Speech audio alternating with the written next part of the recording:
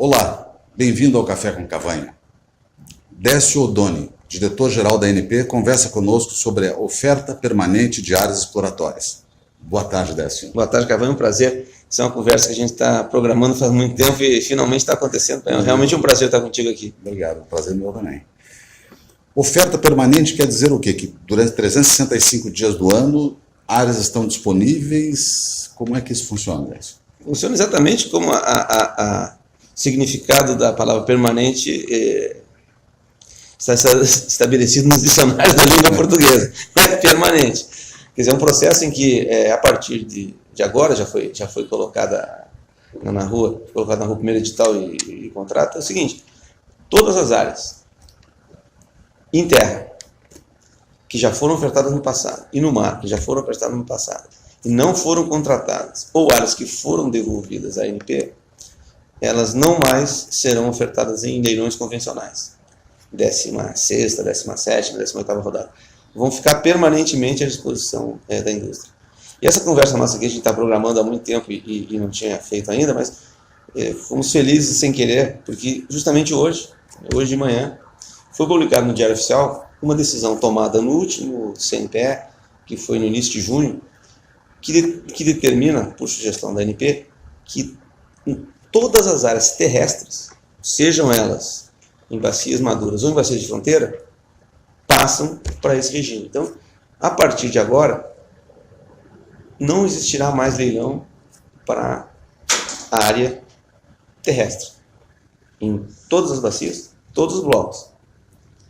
Não terá mais leilão convencional. Não haverá mais 16ª, 17ª, 19ª aquele período rodada com áreas em terra. Os leilões agora só cobrirão áreas marítimas que ainda não foram ofertadas no passado ou que ainda não foram devolvidas para a ANP. Só áreas novas.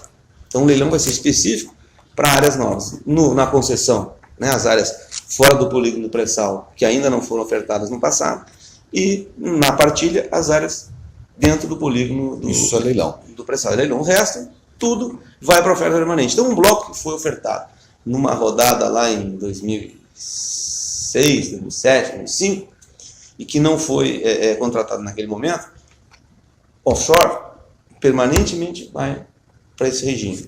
Um campo subcomercial que foi descoberto em determinadas condições em 2010 e que o agente resolveu não desenvolver, devolvido para a ANP, vai para a oferta permanente. Um campo maduro que já foi explorado, já foi desenvolvido, já foi explotado, o agente decidiu devolver para a ANP ou o contrato foi rescindido, vai para a oferta permanente. Então, esse modelo vai permitir que a gente tenha mais de 2.000 blocos. Um estoque disponível altíssimo. Todo o conjunto de blocos que cobrem as bacias sedimentares brasileiras em terra estarão nesse regime. E, como eu disse, as áreas que já foram ofertadas ou devolvidas no passado no offshore. Nós começamos agora o processo em junho, julho, e temos aí 148 áreas que a gente já colocou em oferta.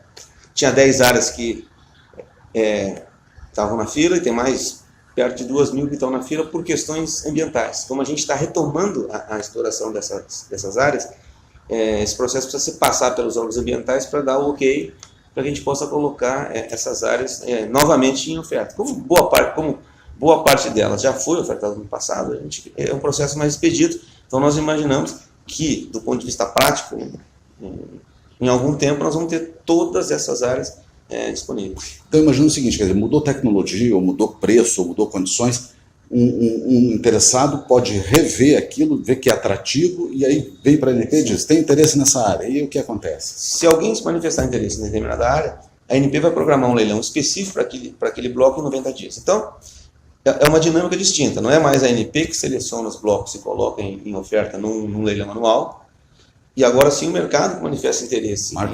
em uma área, um leilão que vai acontecer 90 dias após a manifestação de interesse. Se nós tivermos, e espero que a gente tenha no futuro, várias manifestações de interesse ao longo do período, que possivelmente vai concentrar tudo para fazer um leilãozinho a cada alguns meses, né?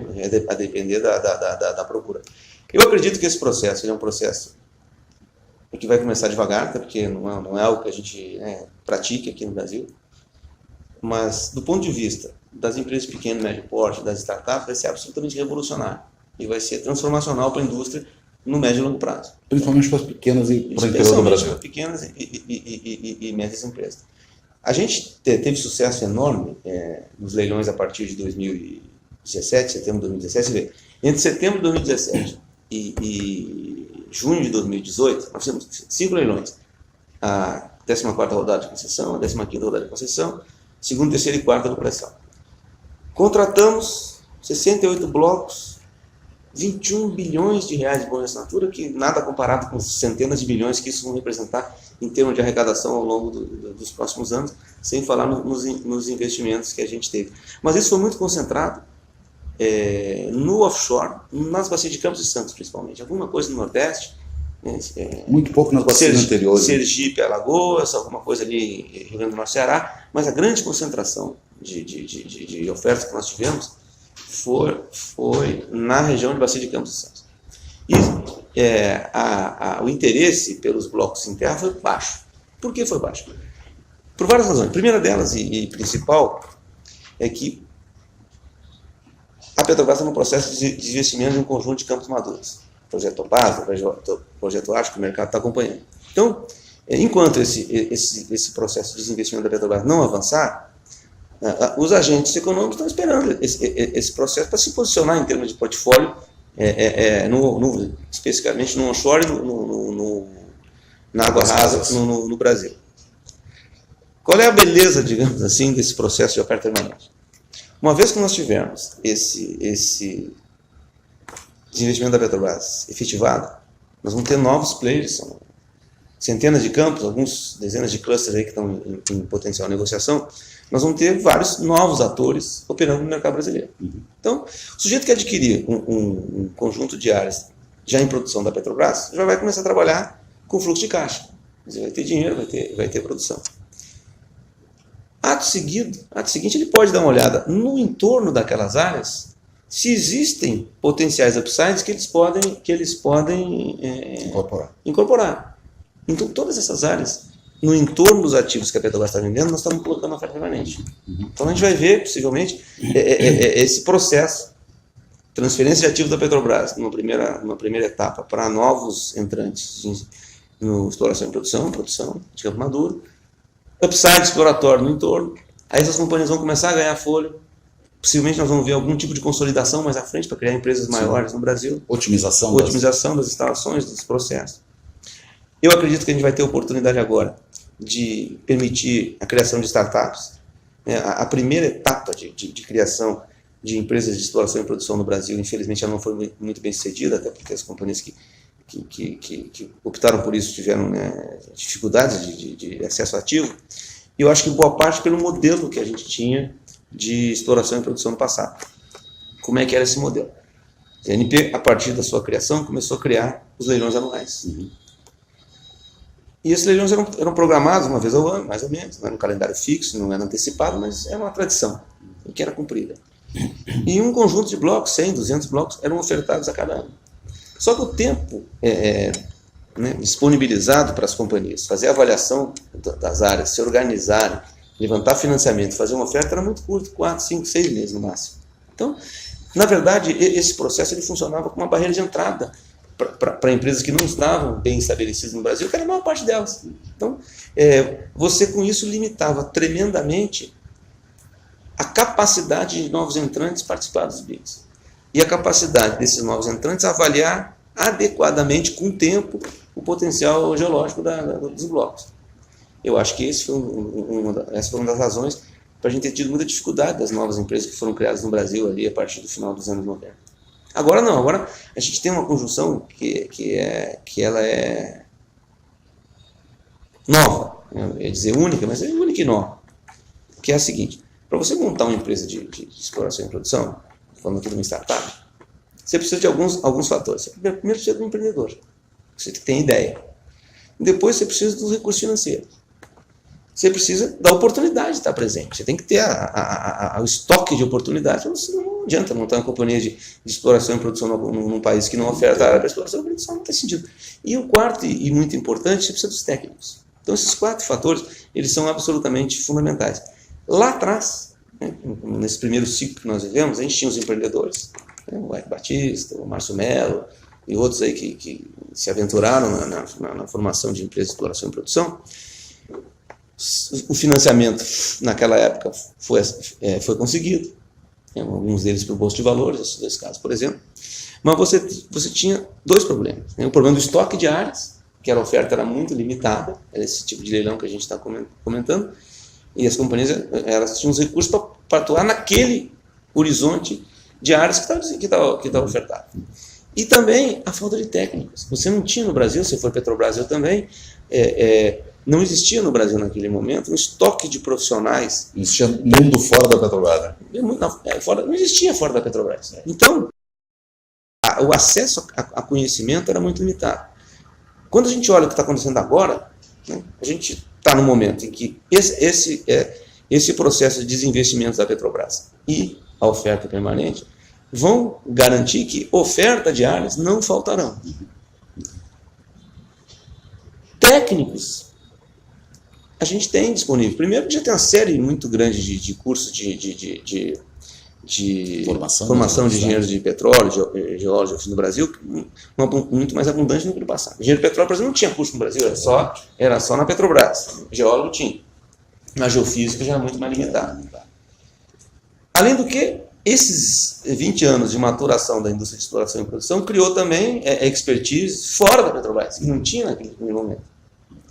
E, sem falar nos milhares de funcionários da Petrobras que ainda em idade de trabalhar, saíram nos planos de demissão voluntária. Então você tem hoje esse conjunto de profissionais aí capazes. Os fatores estão todos convergentes. Só faltam 2 fatores. O empreendedor e o dinheiro, o financiamento. Então, nós precisamos agora incentivar que surjam empreendedores no segmento do Brasil, e você vê que os recursos financeiros estão vindo. Boa parte desses processos de desinvestimento da Petrobras está sendo financiado por fundos de private equity, que estão bancando algumas empresas. A Barra Energia é um caso desse, eu acho que outros. Barra Energia é um caso desse, Ouro Preto está nos jornais aí, é um caso desse, e a gente tem alguns outros. Então, está sendo criada a condição para que essa indústria se desenvolva. E, além disso, nós estamos trabalhando aqui na ANP em outras mudanças regulatórias que facilitem esse processo. A principal tem várias. Redução dos requisitos para a participação de fundos em parceria com empresas de exploração e produção. Mas o mais importante de todos é uma iniciativa que está sendo discutida aqui há um certo tempo, a gente tem que avançar, que é o Reserve-Based Lending. Você permitir que as reservas sejam consideradas como garantia para tomada de empréstimo bancário. Então, isso, espero que a gente tenha uma resolução brevemente sobre isso, vai facilitar o acesso a financiamento, porque aí a reserva de petróleo e gás que uma companhia tiver comprovada pode ser usada como garantia bancária. Então, essa é a dificuldade de você criar mecanismos dentro desse nosso processo regulatório complexo, de permitir que os bancos que estão financiando possam aceder à reserva, a questão do operador, então, tudo isso nós estamos trabalhando para colocar em funcionamento. E outras coisas que nós estamos fazendo também, e que eu acho que vão ajudar muito, especialmente nos campos maduros, é a questão de extensão de contrato, quando o investidor apresentar para a ANP um plano de negócios com investimento adicional, e a resolução de redução de royalties para campos maduros, que já foi objeto de consulta pública. Décio, no exterior, como é que você compararia esses modelos de oferta permanente, tudo isso? Qual é a tua visão sobre isso? Não, tem alguns países que adotam isso. O Peru, por exemplo, é um país que tem um processo similar, os Estados Unidos também. Então, é uma questão de opção regulatória. Né? E eu acho que depende muito também da maturidade da indústria em determinado país. Aqui no Brasil, a nossa conclusão é que a gente estava maduro o suficiente para isso. A gente está, na realidade, precisando disso. E os leilões que nós fizemos ano passado, né, a baixa procura que a gente viu nas áreas terrestres mostrou justamente isso. Quer dizer, a dinâmica que é válida para ativos do porte do pré-sal não é a mesma dinâmica que é válida para outros ativos. Eu vou te fazer uma comparação que eu gosto muito de fazer, que é o seguinte. Nós temos, hoje no Brasil, perto de 7 mil postos produzindo. Metade da produção, mais da metade, mais de 55%, está no pré-sal. Com cerca de 80 postos. Quer dizer, 80 postos produzem mais da metade da produção brasileira. A média de produção dos postos do pré-sal é de 17 mil barris por dia. O poço de Mero, o primeiro poço de Mero, produziu no mês de junho, acho que foi, petróleo e gás equivalente 57, quase 58 mil barris por dia. Um poço. Mais uma região toda do Nordeste. Limitado pelas instalações da plataforma. Que tem, acho que é 50 mil barris de petróleo e quase 3 ou 4 milhões de cubos de gás, não sei, exatamente de detalhe. Nós tentamos identificar se é o poço, a turma aqui da ANP desconfia que seja o poço offshore que mais produz no mundo. Nossa. A gente não conseguiu comprovar isso porque alguns países não divulgam a produção por poço, divulgam por campo. Então fica difícil dizer, não, é o campo, é o poço que mais, mas a gente tem quase certeza de que é o poço que mais produz no mundo, extraordinário. E aí você falou, Rio Grande do Norte é o estado brasileiro que mais produz em terra, perto de 48 mil barris por dia, em 4.400 postos. Nossa, custo. Né? 4.400 postos. Equivalente a um poço. A menos de um posto. É um posto pré-sal. Claro que é o melhor dele, mas se não for, são 2 ou 3. Tá? A Bahia produz maior tradição de petróleo em terra no Brasil, na Bahia, vem lá de 1941, 30 mil barris, em 1.300, 1.400 postos. Então, a gente tem 3 ambientes completamente... Tem que tratá-los de forma diferente. Esse que é o grande... Você tem 3 ambientes completamente diferentes. Pré-sal, 17 mil por dia, na média 80 postos. O offshore convencional, Bacia de Campos, Santos e o Nordeste, 600 postos, produzindo 1.700 barris na média. E em terra, 6 mil, 7 mil postos, produzindo 17 barris por posto na média. Escala logarítmica, 17 mil, 1.700, 17. Não dá para botar no mesmo eixo. Não dá, então tem a regulação, o ator que você busca para cada um desses ambientes. Muito bom. São diferentes, as exigências são diferentes. E nesse ponto eu queria ver sua visão, porque você falou rapidamente e eu acho isso e é um paradigma para nós, quer dizer, o que é bônus e o que é o dinheiro recolhido para o Estado depois do bônus, durante a operação, durante os investimentos e durante a operação. Tem uma ideia assim de proporção dessas coisas? Montante de bônus? A escala ela é completamente desequilibrada. Eu vou pegar o exemplo da última rodada do pré-sal. Pegamos aí alguns bilhões de reais de bônus de assinatura.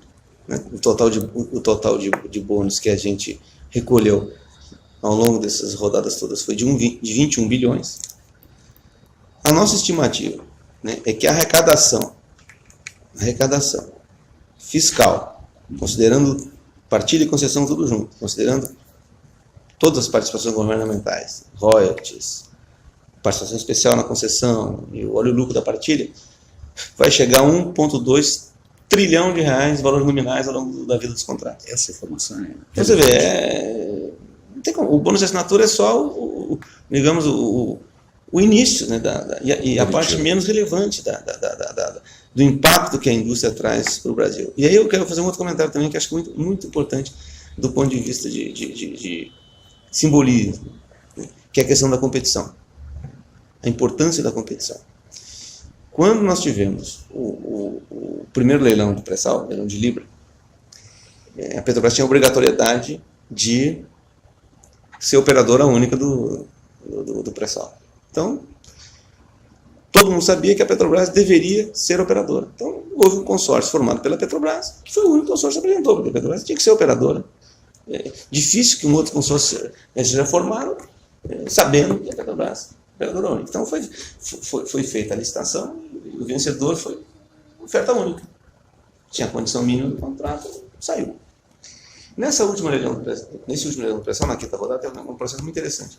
Na nova lei do pré-sal, a Petrobras precisa ter uma opção. Então, o CNPE define os blocos que vão ser ofertados. A Petrobras tem 30 dias para dizer se ela vai exercer a preferência dela de ser operadora no bloco ou não.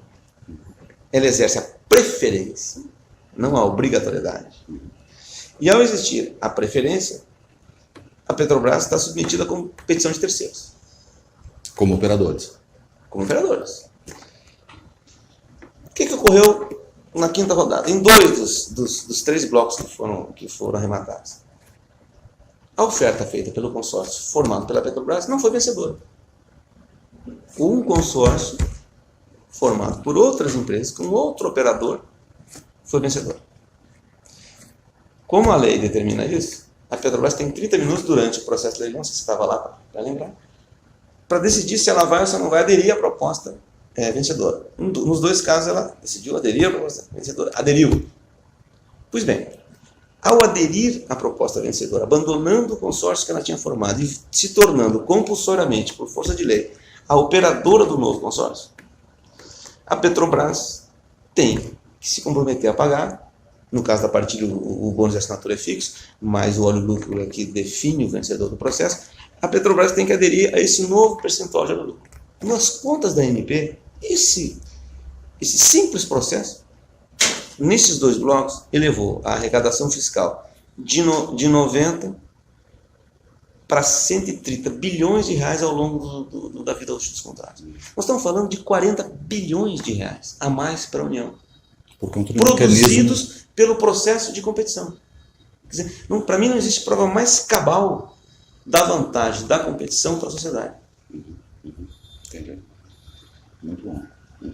E é um paradigma essa coisa do bônus ser a coisa mais importante. Na verdade, é ao longo da vida útil de 20, 30 anos. O bônus é o que você visualiza naquele instante ali do leilão. E como? Né? Como, infelizmente, né? A gente tem vivido anos em que estamos sempre precisando de dinheiro. Naquele momento, a fechar o déficit fiscal do ano, né?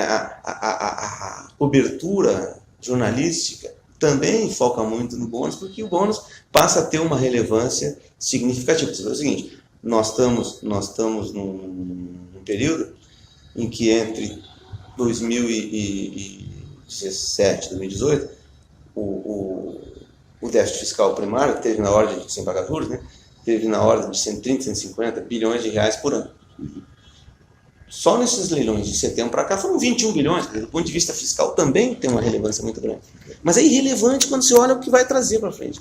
A grande constatação é que, fruto desses leilões e fruto do destravamento de contratos que estavam aguardando algumas definições para serem liberados, como a questão do conteúdo local para os contratos antigos, a questão do Repetro, e que com isso já está contratada a retomada da indústria de petróleo no Brasil, especialmente no pré-sal, na bacia de Campos e Santos. Só que a gente não vê isso ainda, porque o ciclo é longo. O primeiro óleo entre o assinatura do contrato e o primeiro óleo é cerca de 8 anos. O investimento em desenvolvimento, que toma bastante, você trabalhava nisso lá na Petrobras, em procura, só vem depois que a exploração é feita, a exploração leva 2, 3, 4 anos para fazer. Então, a gente vai ver o crescimento da atividade, fruto do que foi feito, a partir do final de 2019, 2020. Aí a gente vai ver a retomada. Enquanto isso, é só esperança, é só ambiente que melhora, mas na prática continua toda a indústria ainda sofrendo. Muito bom. Muito bem. Gostaria de agradecer, Décio Oddone, pelo tempo e conversa. Prazer te ver de novo. Prazer sempre foi meu, sempre à disposição, meu amigo. Muito bom, muito bem. Cavanha.café com Brasil Energia Petróleo. Obrigado.